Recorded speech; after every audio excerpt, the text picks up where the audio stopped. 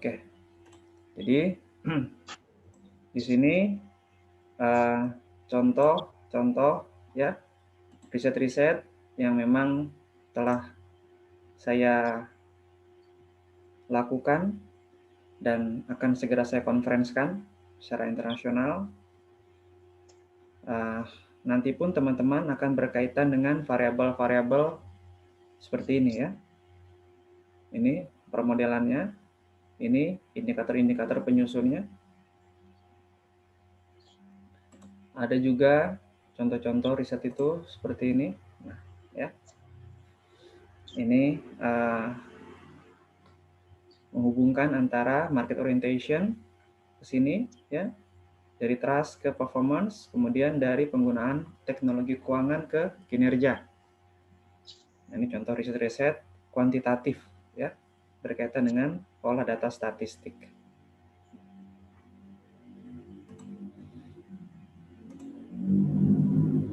Nah,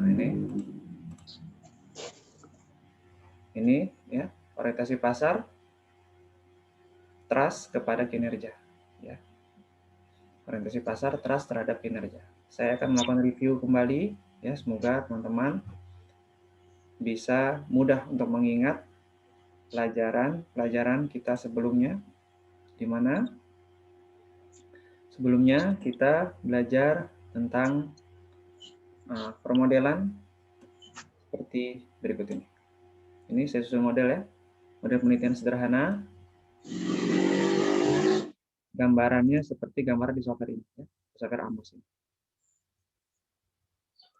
Nah, ini saya tarik garis panah ya, kayak pensil. Nanti kalau pakai yang Amos atau WordPLS ya seperti ini, nanti akan berjalan secara otomatis ya. Kita tidak perlu menggambar lagi. Untuk yang Amos itu sudah ada pilihannya, untuk yang WordPLS juga sama. Contoh ya, katakanlah ini X. Oke. Dan ini adalah Y. Nah, X ini ada yang masih ingat ini X disebut variabel apa? Kalau model seperti ini, X ini disebut variabel apa? Ada yang teman-teman masih ingat? Y ini disebut variabel apa? X disebut variabel apa?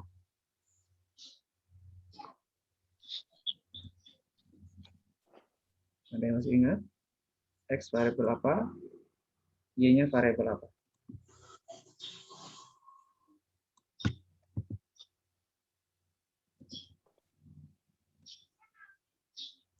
X ini adalah variabel bebas. Ya, nggak apa-apa. Saya review lagi. X adalah variabel bebas ataupun independent variable. Sedangkan Y adalah variabel terikat ataupun dependent variable. Ya, X adalah variabel bebas dan Y adalah variabel terikat. Variabel bebas itu disebut dengan independent variable dan Y disebut dengan dependent variable. Jika seperti ini, ya, jika seperti ini, Z-nya menjadi variabel independen, Y-nya sebagai variabel mediasi, nah, ya, ataupun intervening, ya, variabel mediasi atau variabel intervening. Jadi, teman-teman kalau memang mau diingat silakan, tapi kalau tidak mudah silakan ditulis ya. Yang X ini sebagai variabel bebas, yang Z sebagai variabel terikat, yang Y sebagai variabel mediasi. Sebagai variabel mediasi atau variabel intervening. Jika ini ada lagi di sini, ya,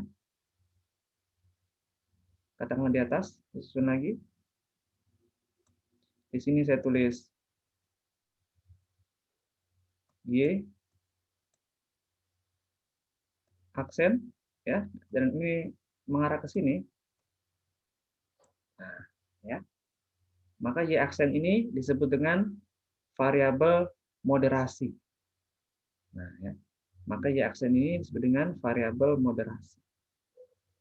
Jadi, yang X variabel bebas, Yang Z variabel terikat, yang Y variabel apa yang Y? Mediasi. Mediasi. Yang Y aksen variabel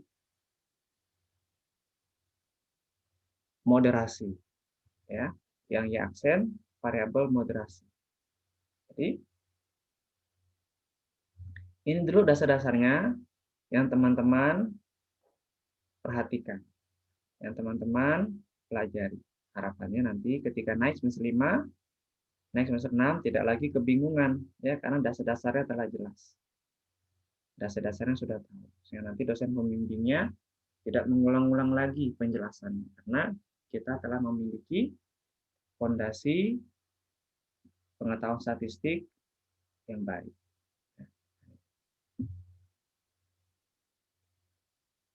Jadi X ini variabel apa? Variabel bebas. Variabel bebas. Yang Z? Variabel bebas. Variabel Variabel mediasi. terikat. Terikat. Yang Y? Mediasi. Variabel terikat.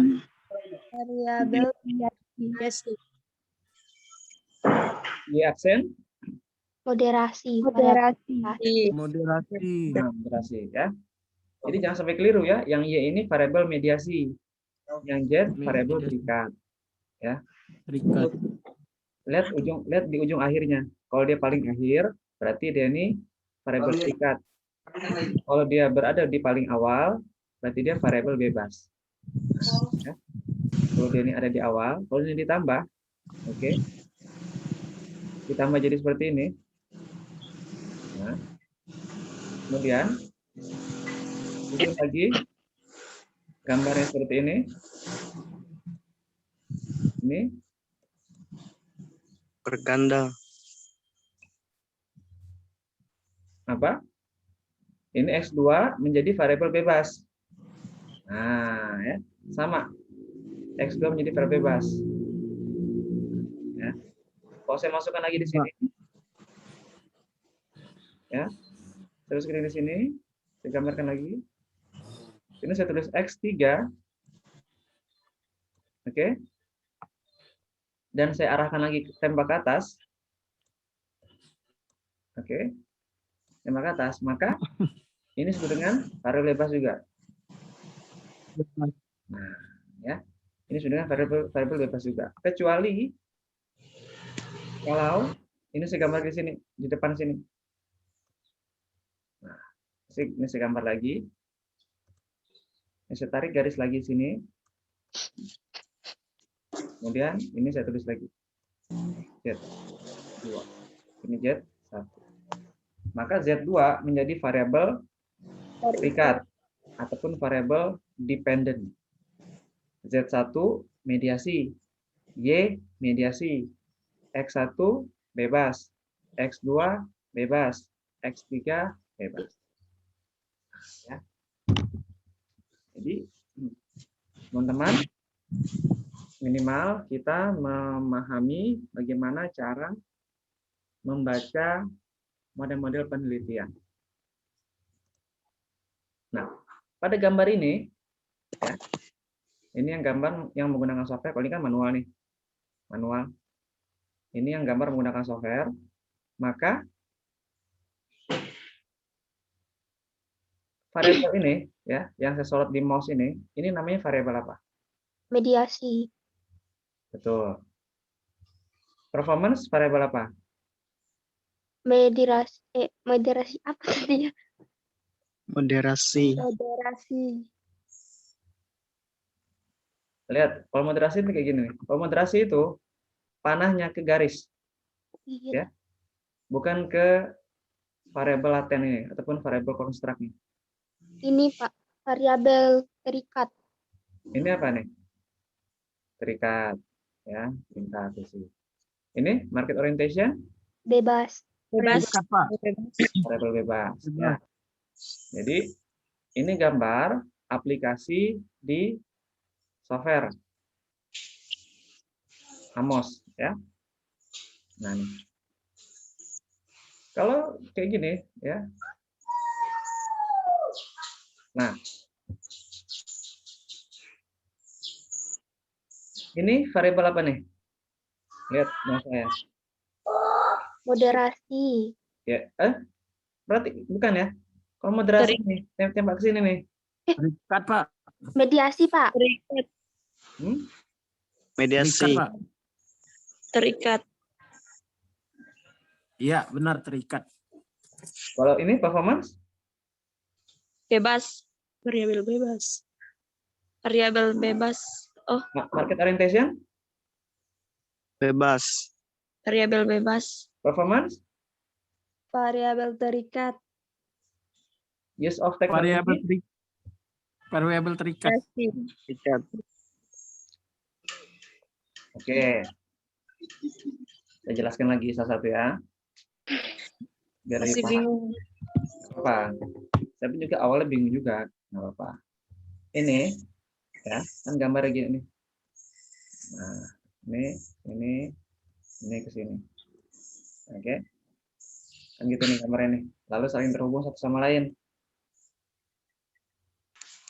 Ketika ini terhubung ke sini, ini saya tulis saja biar mudah ya. X, Y1,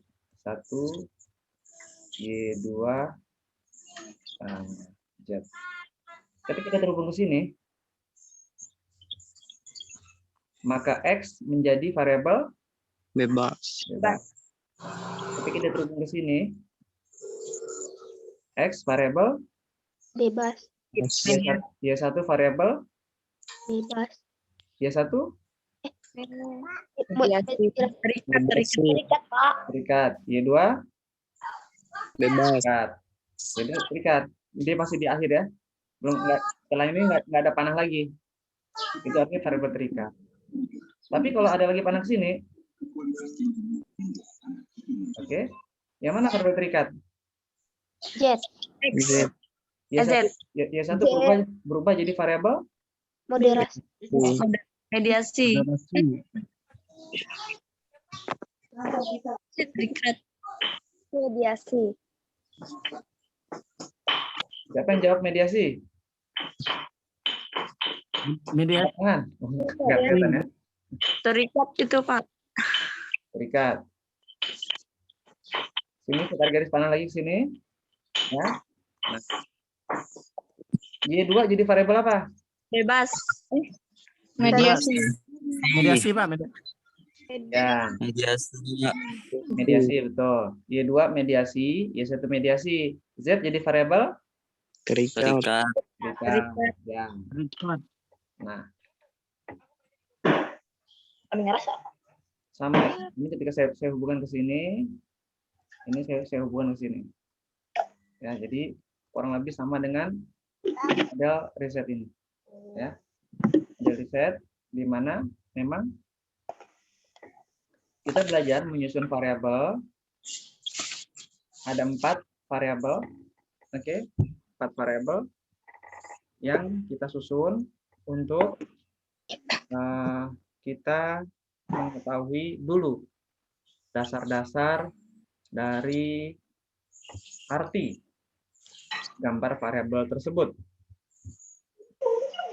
Secara sederhana, kita bisa memahami definisi atau maksud dari penggambaran variabel ini ya, dengan model-model panah ya, dengan model panah yang ditampilkan ya, dengan model-model panah yang ditampilkan.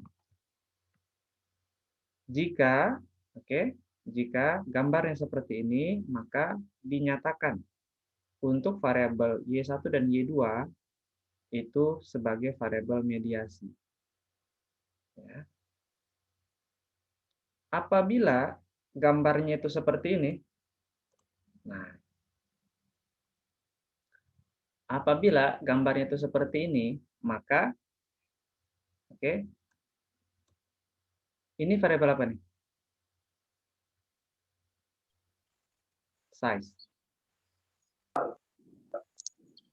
Bebas. FC, variabel apa FC? Terikat. Mediasi. Moderasi. Terikat. Ini Moderasi. variabel apa nih?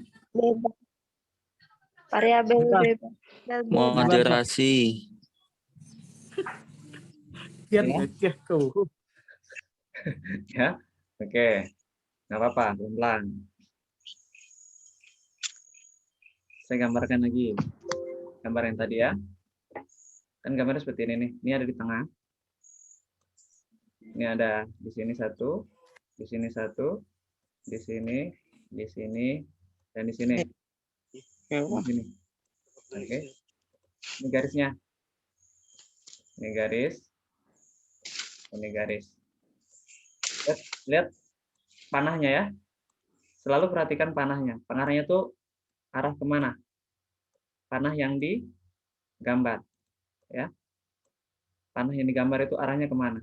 Itulah petunjuk apakah variabel itu moderasi, mediasi,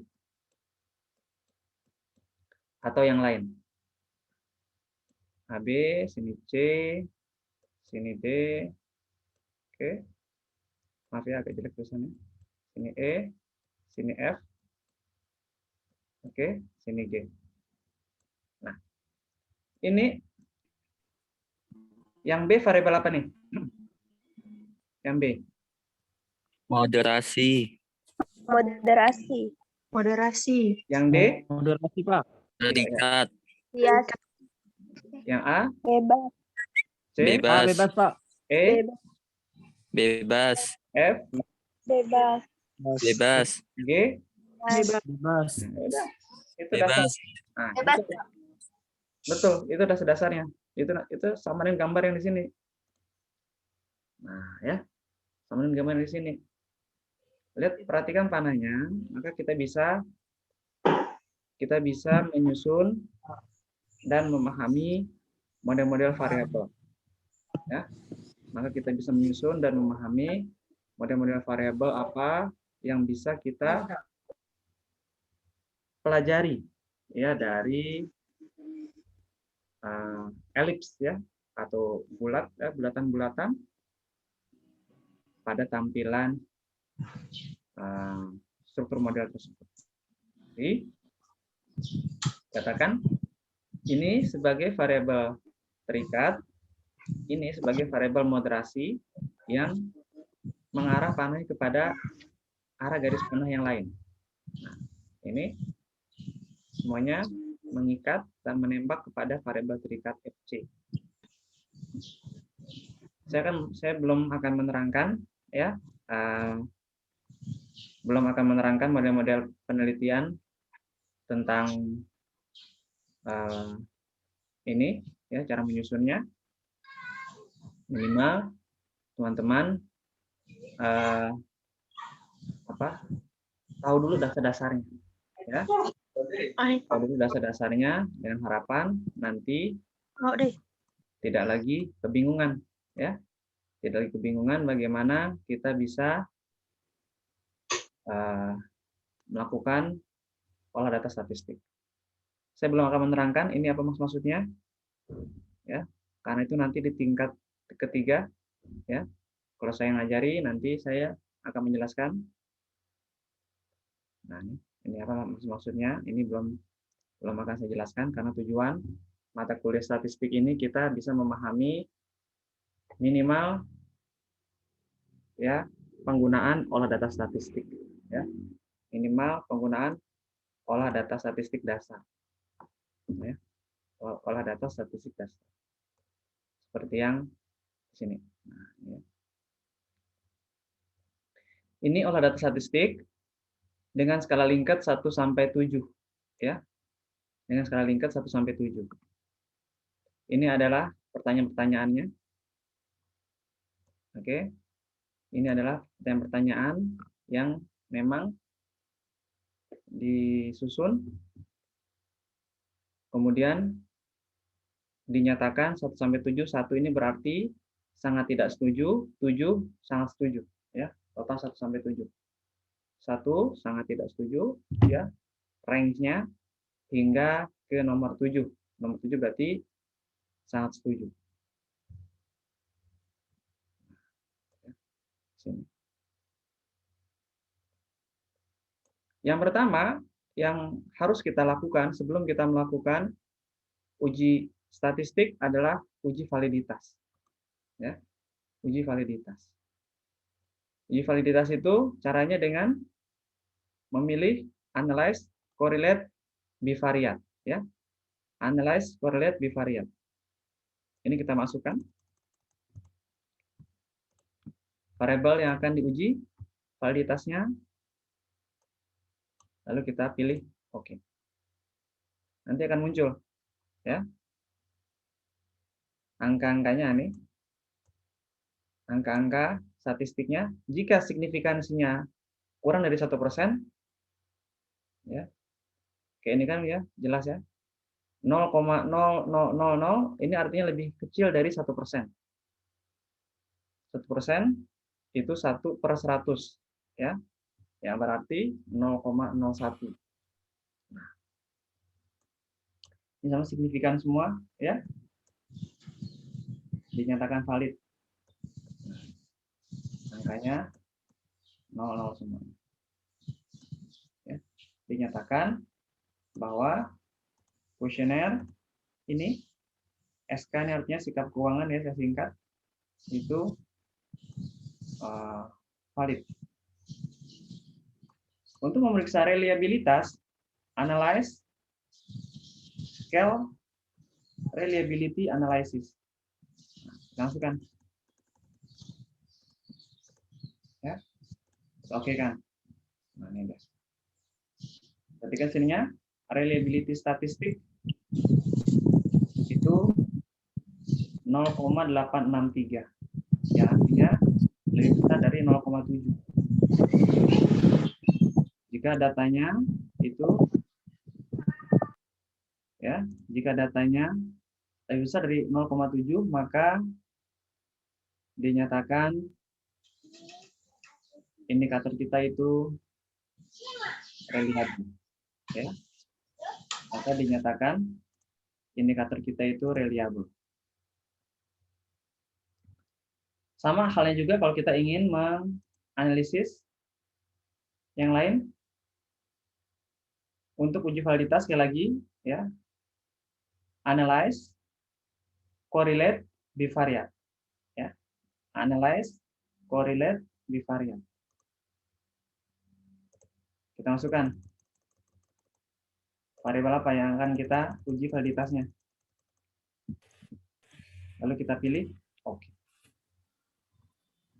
Nah, ini kelihatan ya.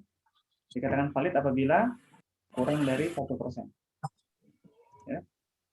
Dikatakan valid apabila kurang dari 1%.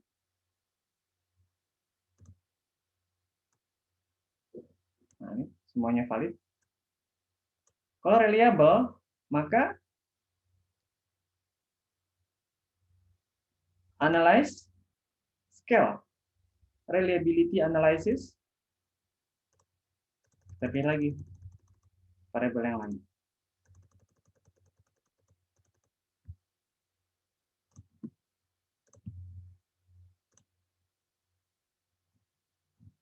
Nah, 0,926 artinya reliable ya, karena di atas angka 0,7. Ya, jadi itu dasar-dasar kita belajar untuk melakukan olah data statistik. Jadi memang nanti teman-teman ketika belajar menyusun proposal penelitian skripsi, nanti di semester 6 ada mata kuliah metodologi penelitian ya. Nah, kita sudah mulai akan berkutat dengan berbagai tugas-tugas ya. Akan berkutat dengan berbagai tugas-tugas yang berhubungan dengan penelitian skripsi. Tinggal nanti teman-teman pandai-pandai membagi waktu ya. Syukur nanti semester depan sudah mulai blended ya, blended learning. 50% online, 50% tatap muka. Jika itu boleh diperbolehkan ya, kita sudah mulai bisa fokus belajar lagi Ya. Namun jika memang masih online 100%, ya, maka mau tidak mau kita harus bisa dituntut belajar secara mandiri, ya, ataupun independen. Ya, dituntut belajar secara mandiri ataupun belajar secara independen. Jangan sampai nanti ketinggalan, ya. Jangan sampai nanti ketinggalan ketika sudah naik ke tahapan berikutnya, kita kebingungan tentang dasar-dasar kita belajar melakukan olah data statistik. Jadi tujuan akhir dari perkuliahan statistik ini, sebelum nanti kita libur panjang, ya, teman-teman sudah mulai belajar. Tolong Irma, mic-nya jangan dinyalakan ya. Kan saya sudah matikan berkali-kali. Tolong nanti teman-teman persiapkan, ya, untuk sekali lagi saya sampaikan, menabung, membeli laptop, ya, ataupun komputer. Saya memahami ini memang tidak murah, namun itu harus kita persiapkan. Kita tidak bisa nanti menyusun proposal, skripsi, apalagi sidang, pinjam laptop orang lain, ya, pinjam laptop kawan. Bisa. Kita nanti susah kita mengetik atau apa. Idealnya kita memiliki laptop sendiri, komputer sendiri. Kita belajar olah data statistik, kita belajar software, ya, kita belajar SPSS, maka kita bisa lebih mudah memahami. Kecepatan teman-teman untuk bisa selesai pun bisa lebih cepat. Selesai tepat waktu, ya, 8 semester. Teman-teman selaku penerima beasiswa ya harus bisa cepat selesai. Ya. Dibuktikan bahwa memang kita bisa berprestasi terbaik, tertinggi, dan layak menerima beasiswa karena kita lulus tepat waktu. Nanti akan berlanjut, nanti juga akan ada prioritas teman-teman nanti mau lanjut S2 di mana, ya di Untan atau di kampus di Pulau Jawa sana. Itu akan dilihat, ya, karena biasanya penerima bidik misi ini akan ada prioritas, ya. Namun dengan didukung kemampuan bahasa Inggris yang bagus, ya, bahasa Inggris bagus, IPK tinggi, juga penerima beasiswa, maka akan ada prioritas lagi, ya, untuk jenjang yang lebih tinggi setelah program S1. Nah, makanya dipersiapkan, ya,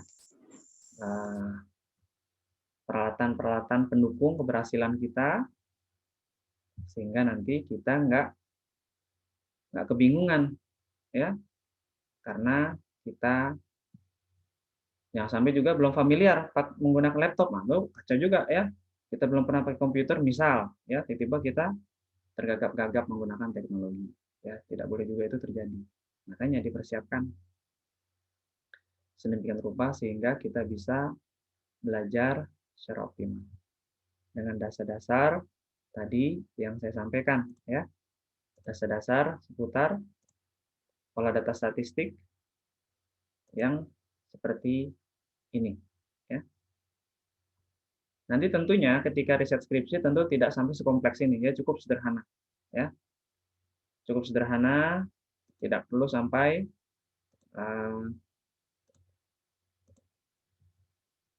menggunakan software AMOS, ya, cukup menggunakan software SPSS ini sudah diperkenankan, ya, sudah boleh menggunakan software SPSS, ya, seperti ini. Modelnya pun tidaklah sampai sekompleks ini, ya, cukup katakanlah 2 variabel, satu variabel, nah, itu sudah boleh sebenarnya.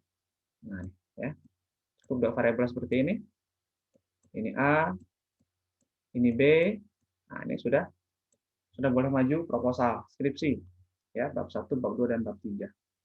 Bab 1 itu latar belakang, ya, bab 2 tinjauan pustaka, bab 3 metode penelitian. Tinggal nanti teman-teman pelan-pelan, ya, mempersiapkan buku-buku yang berkaitan dengan konsentrasi kita. Kita ke marketing, ya kita pinjam di perpustakaan buku tentang pemasaran, atau kita download buku-buku e-book tentang pemasaran. Kita konsentrasi keuangan, ya kita pinjam buku-buku di perpus yang berhubungan dengan keuangan. Ya, kita MSDM, sumber daya manusia. Nah, kita download di internet buku-buku tentang SDM. Kalau kita ke kampus, kita pinjam buku-buku di perpus tentang SDM. Nah, dengannya maka kecepatan skripsi kita tuh bisa cepat selesai. Kita nggak akan kebingungan. Tapi kalau nggak dipersiapkan nggak bisa. Saya sudah mulai mempersiapkan kuliah saya ketika saya di semester 5. Di semester 5 itu sudah mulai saya persiapkan. Sehingga saya bisa selesai kuliah tepat waktu di semester 8. Ya. Semester 8 ada 2 mata kuliah sama 1 skripsi. Semester 7 saya sudah seminar, ya, proposal. Semester 8 sidang skripsi, sehingga selesai tepat waktu 8 semester, ya, sekitar 4 tahun, ya. Sekitar 4 tahun perkuliahannya, ya. Kalau memang ada yang bisa 3 tahun 8 bulan, 3 tahun 9 bulan, umumnya jika kita ingin cepat itu sekitar 4 tahun, ya, 4 tahun 1 bulan, 4 tahun 2 bulan, untuk kita bisa kejar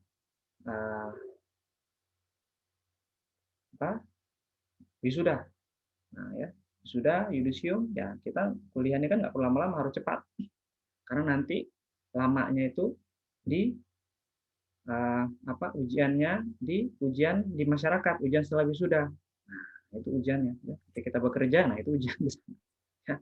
Kuliah ini sebagai jembatan teman-teman untuk bisa nanti mempraktekkan ilmu yang dimiliki di dunia kerja.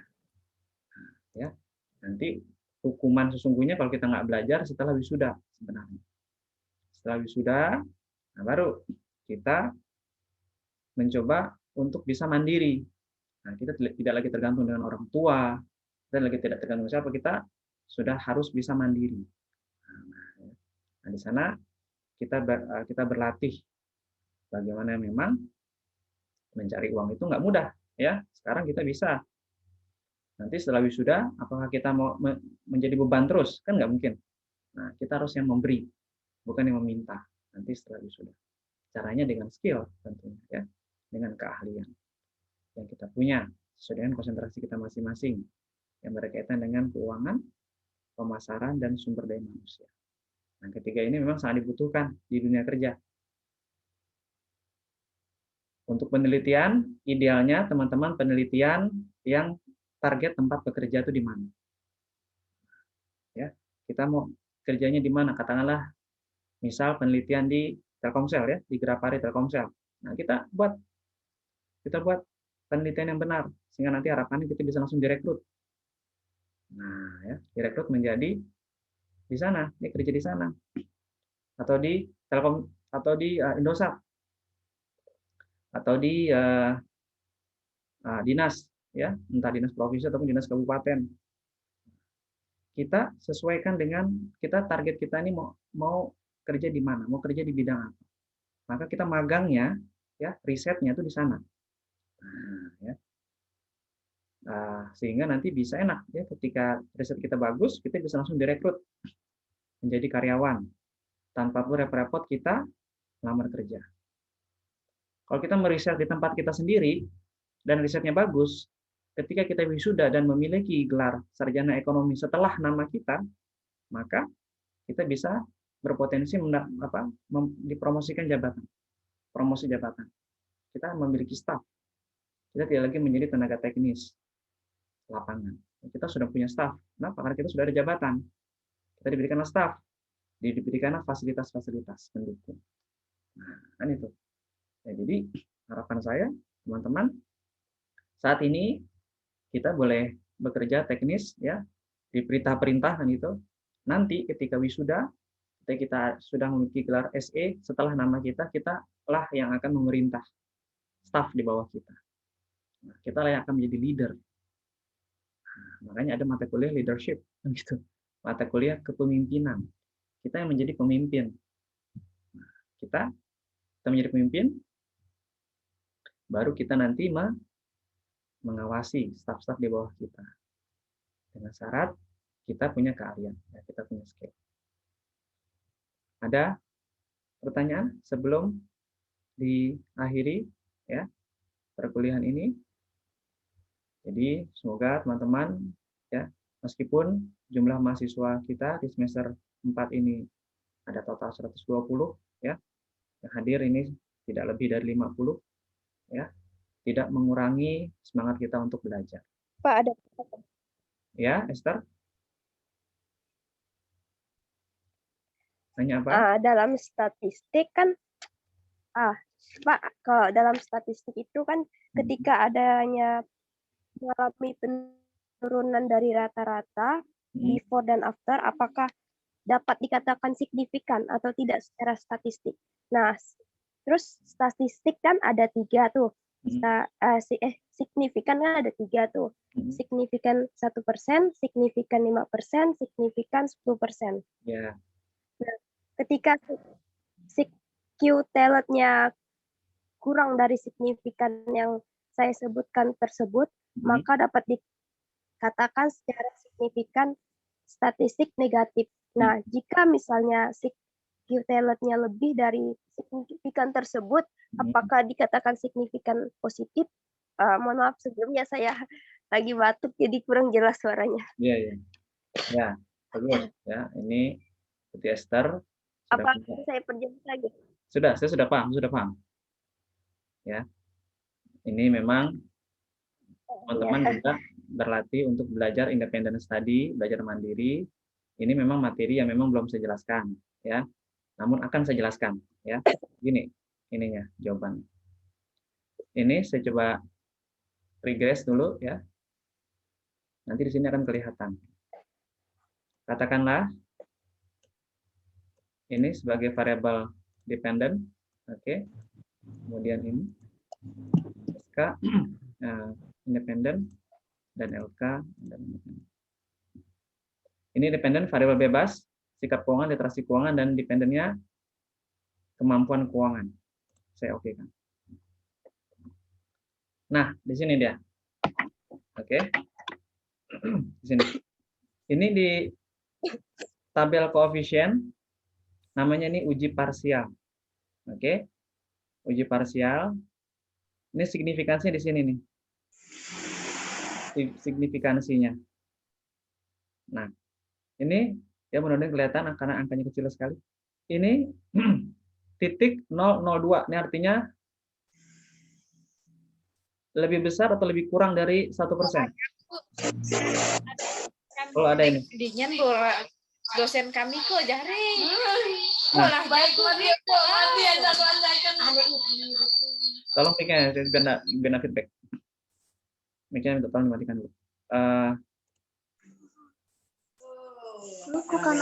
Sebentar. Saya belum share screen ya. Nah nih, maaf. Ini sudah saya olah data dan di sini. Ini ya kelihatan angkanya ya. 0,002, 0,002. Nah, ini artinya kalau 0,002 artinya kurang dari 1% atau lebih dari 1%. Lebih dari 1%. Yakin? Kalau 1% itu 1 bagi 100 berapa? 1 bagi 100 berapa? 1 bagi 100 berapa? 1 Pak. Betul ya, memang tak boleh main-main ya. Masa? Oke, nih. Ini sebenarnya saya tak mau ngajar kayak gini tapi udah lah. Ini memang harus kasih tahu. 1 bagi 100. Ya. Ini berapa nih? 1 bagi 100. 0,01. Itu jadi pintar. 0,01. 0,01. Oke. 0,01. Iya. Kalau 5 bagi 100? 0,05. 0,05. 05. 0,05. Ya, 0,05 ya. 0,5. Kalau 10, oke, bagi 100. 0,10. 0,10. 0,1. 0,1 Pak. 0,1. Ya, 0,1. 0,1. Ya Pak, 0,1. Nah, ya. Maka yang ini 1/100 artinya apa nih? Berapa persen ya 1/100 nih? 0,0. Artinya ini 1%. Ini 5%. 2%. Ini 10%. 2%. Oke. Kalau di angka ini 0,002. Oke. 0,002. Maka ini lebih dari 1% atau kurang dari 1%?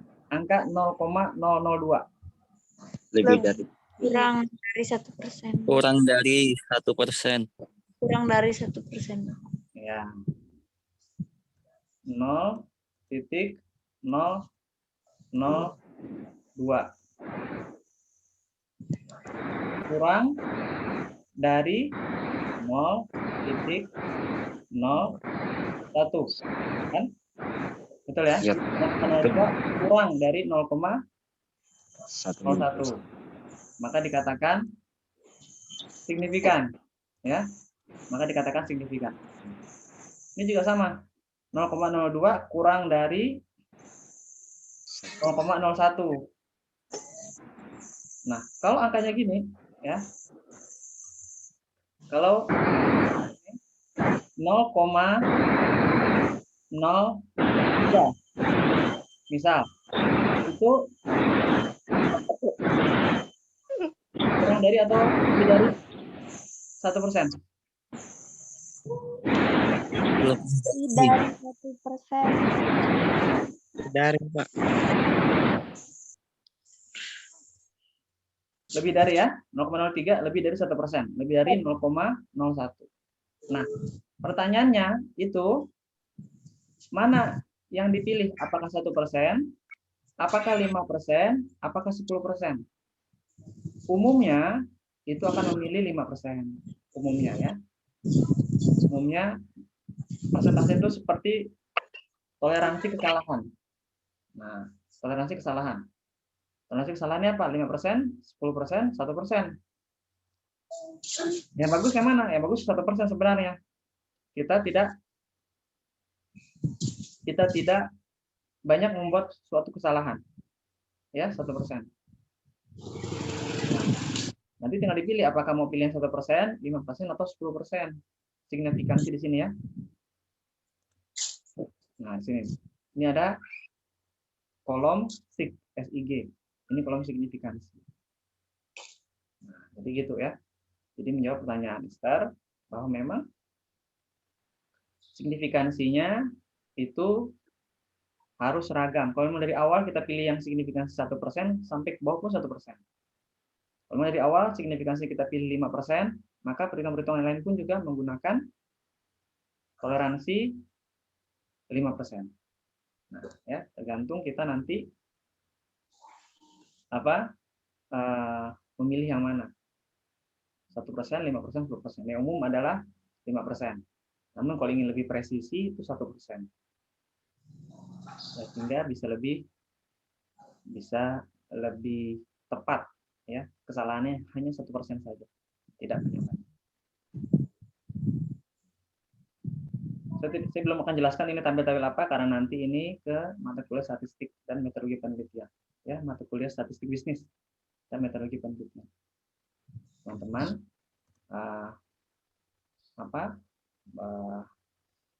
sekarang coba pengenalan dulu ya, pengenalan tentang olah data statistik, khususnya yang berkaitan dengan data-data, model-model penelitian, ya, data-data statistik seperti gambaran seperti ini ya, model-model riset variabel bebas, variabel terikat, variabel moderasi dan seterusnya. Ya, harapannya nanti teman-teman bisa mudah ya ketika nanti mau riset di kantor kita tahu di kantor kita ini permasalahannya apa. Masalah di kantor saya ini apa? Nah, masalah di kantor desa ini apa? Masalah di kantor lurah ini apa? Misal, atau di kantor camat kita ingin riset di sana. Atau di atasnya lagi kantor bupati atau kantor gubernur.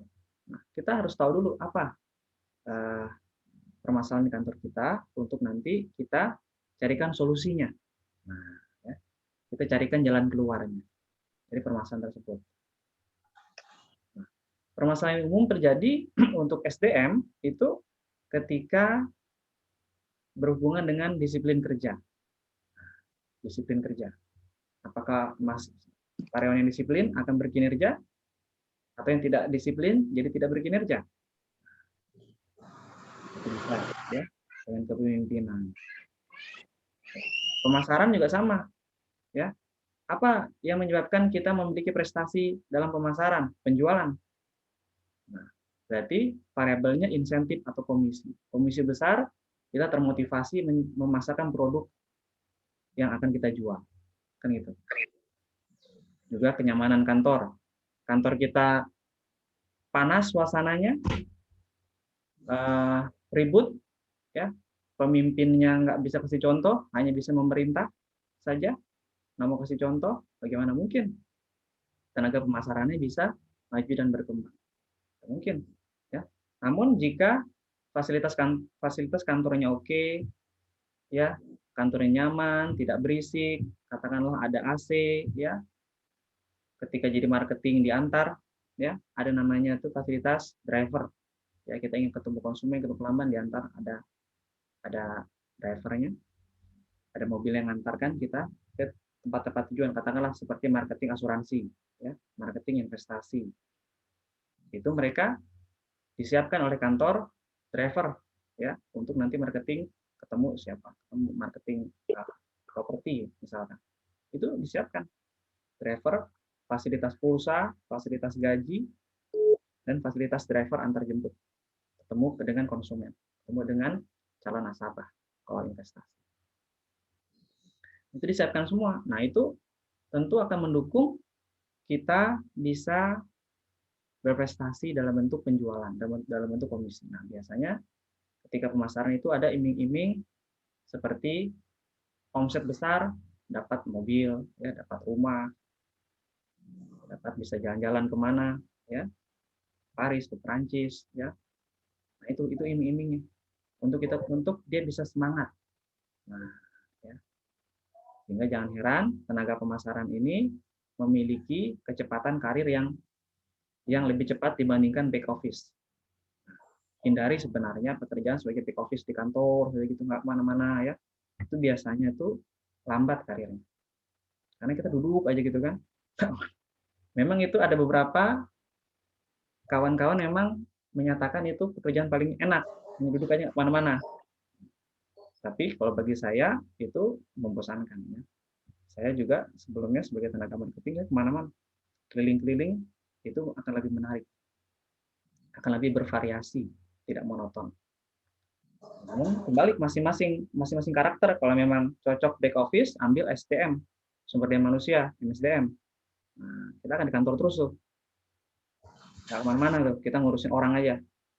Ngurusin rekrutmen kita urus, ya kan? Rekrutmen karyawan, pembinaan karyawan, promosi karyawan, penurunan jabatan karyawan, sama PHK karyawan. Nah, kita sebagai tenaga personalnya. Nah, ya, itu tugasnya SDM, tugasnya HRD. Kalau kita memilih konsentrasi sumber daya manusia, maka kita akan berkaitan dengan manusia. Bagaimana cara mengelola manusia. Nah, ya. Kalau kita keuangan ya membuat laporan keuangan yang benar, menyusun laporan keuangan, uang masuk, uang keluar, ada buktinya. Jangan sampai uang masuk ada bukti, uang keluar tak ada bukti. Kacau. Uang masuk ada bukti, kwitansi, uang keluar juga ada.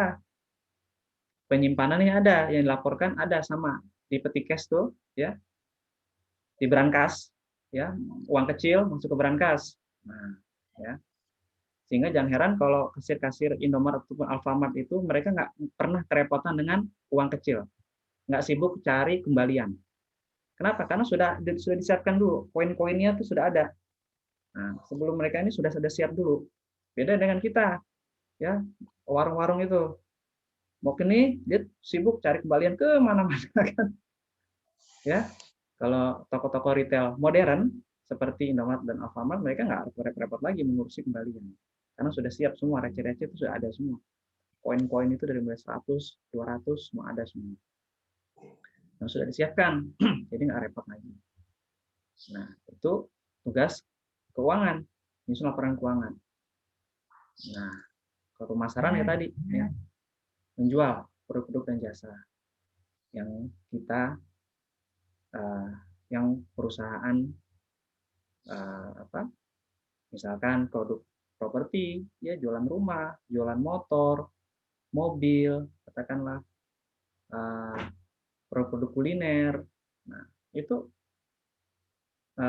karena marketing ini gajinya double ya, gaji juga, komisi juga, tunjangan juga, fasilitasnya banyak.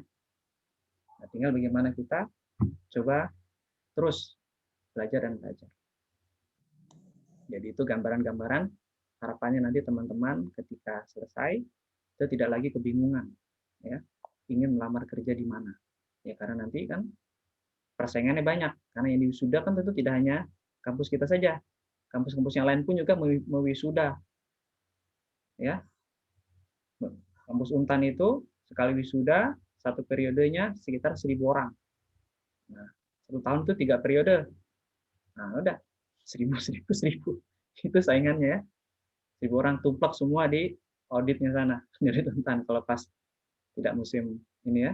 Tumplak semua sana semua 1.100, 1.200 setiap tahun. Betapa banyak persaingan itu menjadi sangat ketat sekali. Nah, persaingan itu bisa kita menangi dengan keahlian. Dengan keahlian maka kita bisa memenangi persaingan. Tanpa itu nggak bisa, karena kita sibuk saja membuat lamaran kerja yang pada gilirannya tidak ada yang panggil. Kenapa? Karena kita tidak memiliki keahlian yang spesifik. Jadi sekali lagi harapan saya dengan mata kuliah statistik ini teman-teman bisa belajar dan terus belajar. Yakinlah setiap kekurangan yang kita punya bisa membuat kita semakin bersemangat. Ya, jangan dikira orang yang di Pontianak katakanlah yang sinyalnya bagus, semua listriknya stabil, bisa semangat belajar, belum tentu. Ya, bisa saja sebaliknya. Dengan berbagai fasilitas yang dipunya justru menjadi malas. Ya, katakanlah komputer ada, ya, handphone bagus, listrik bagus, kuota ada, bisa saja justru malah menjadi malas. Kita boleh dari daerah kita susah mencari sinyal, kita dengan peralatan yang terbatas, tapi kita dengan keterbatasan itu kita jadi bersemangat untuk belajar. Bersemangat. Kalau nggak semangat, lalu siapa lagi yang membuat kita jadi semangat kan gitu? Diri kita. Kita lah yang menyemangati diri kita sendiri. Kalau nggak siapa? Siapa lagi kan gitu? Orang lain nggak mungkin lah. Ya paling keluarga. Tapi kan keputusan tetap di tangan kita karena kita telah dewasa. Maka kita menyemangati diri kita sedemikian rupa sehingga kita bisa berprestasi. Ya, kita bisa sukses. Kalau yang bekerja sukses di dunia kerja, menduduki pucuk-pucuk pimpinan hingga menjadi kepala cabang misalnya, ya, hingga menjadi kepala regional. Nah, itu. Dirintis hingga puncak tertinggi menjadi direktur utama atau menjadi buka usaha apa ya, sehingga kita bisa memiliki passive income. Oke, saya kira cukup ya, semoga jelas dan bermanfaat. Habis ini kita libur panjang, masuk lagi di nanti lihat kalender saja ya, apakah pertengahan Mei atau akhir Mei atau awal Juni. Yang jelas perkuliahan online ini semuanya dilakukan secara independen, secara mandiri. Ya. Teman-teman diharapkan bisa belajar sendiri dengan berbagai keterbatasan yang ada, tidak menjadi kita pelemah semangat kita untuk terus belajar dan belajar. Baik, saya akan ambil fotonya seperti biasa. Teman-teman menyalakan kamera, dan saya ambil gambar.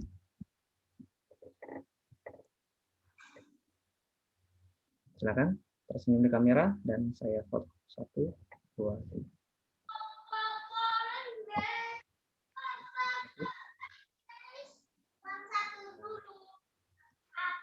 Ambil lagi grup yang satu lagi.